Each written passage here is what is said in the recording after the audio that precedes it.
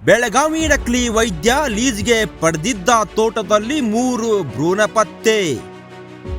ಹೆಣ್ಣು ಶಿಶು ಮಾರಾಟ ಪ್ರಕರಣಕ್ಕೆ ಸಂಬಂಧಿಸಿ ಪೊಲೀಸರು ಬಂಧಿಸಿರುವ ಕಿತ್ತೂರಿನ ನಕಲಿ ವೈದ್ಯ ಅಬ್ದುಲ್ ಗಫಾರ್ ಲಾಡ್ ಖಾನ್ ಲೀಸ್ ಮೇಲೆ ಪಡೆದುಕೊಂಡ ತೋಟಕ್ಕೆ ವಿಧಿ ವಿಜ್ಞಾನ ಪ್ರಯೋಗಾಲಯದ ತಜ್ಞರು, ಹಿರಿಯ ಅಧಿಕಾರಿಗಳು ಹಾಗೂ ಪೊಲೀಸರು ಭಾನುವಾರ ಭೇಟಿ ನೀಡಿ ತಪಾಸಣೆ ನಡೆಸಿದ್ದು, ನೆಲದಡಿ ಮುಚ್ಚಲಾಗಿದ್ದ 3 ಭ್ರೂಣ ಪತ್ತೆಯಾಗಿವೆ.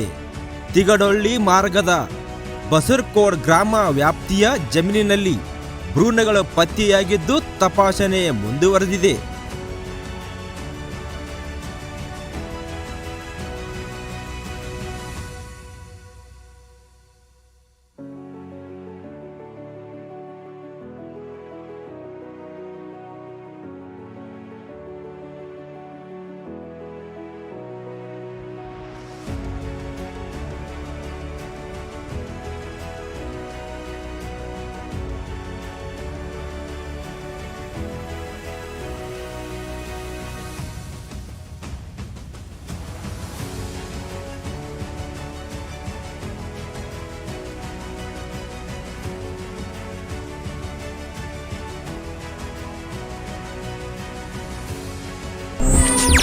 ಹೆಚ್ಚಿನ ಸುದ್ದಿಗಳಿಗಾಗಿ ನಮ್ಮ ಚಾನೆಲ್ನ ಸಬ್ಸ್ಕ್ರೈಬ್ ಮಾಡಿ.